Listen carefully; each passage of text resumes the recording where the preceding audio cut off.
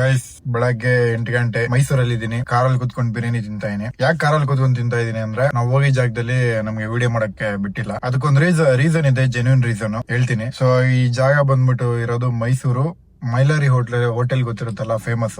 ಅದ್ರ opposite road ಅಲ್ಲೇ ಇರೋದು. ಹೋಟೆಲ್ ಹೆಸರು ಹೇಳಲ್ಲ, ರೀಸನ್ ಇಷ್ಟೇನೆ. ಸೊ ಅದು ಬಂದು ಮನೆ ಚಿಕ್ಕದು, ಒಂದು ಗಲ್ಲಿ ರೋಡ್ ಅಲ್ಲಿ ಒಂದು ಚಿಕ್ಕ ಮನೆಯಲ್ಲಿ ಮಟನ್ ಪಲಾವ್ ಮಾಡ್ತಾ ಇರೋದು. ಆಲ್ಮೋಸ್ಟ್ ಒಂದು 70 ವರ್ಷದಿಂದ ಇವ್ರು ಮನೇಲೆ ಮಟನ್ ಪಲಾವ್ ಮಾಡಿ ಬರೋ ಕಸ್ಟಮರ್ಸ್ ಗೆ ಸರ್ವ್ ಮಾಡ್ತಾವ್ರೆ. ತುಂಬಾ ಜನಕ್ಕೆ ಈ ಸ್ಪಾಟ್ ಗೊತ್ತಿಲ್ಲ.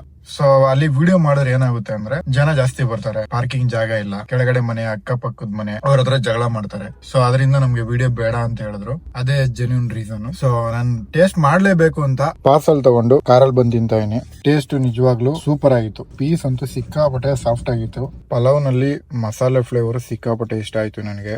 ಮನೆಯಲ್ಲಿ ಮಾಡೋ ಮಟನ್ ಪಲಾವ್ ಇದು. ನಿಮ್ಮಲ್ಲಿ ಯಾರಿಗಾದ್ರೂ ಗೊತ್ತಿದ್ರೆ ಬೇಕಾದ್ರೆ ಕಮೆಂಟ್ ಅಲ್ಲಿ ಕಮೆಂಟ್ ಮಾಡಿ, ನಾನು ಹೌದಾ ಇಲ್ವಾ ಅಂತ ನಾನು ರಿಪ್ಲೈ ಮಾಡ್ತೀನಿ. ಬಾಯ್.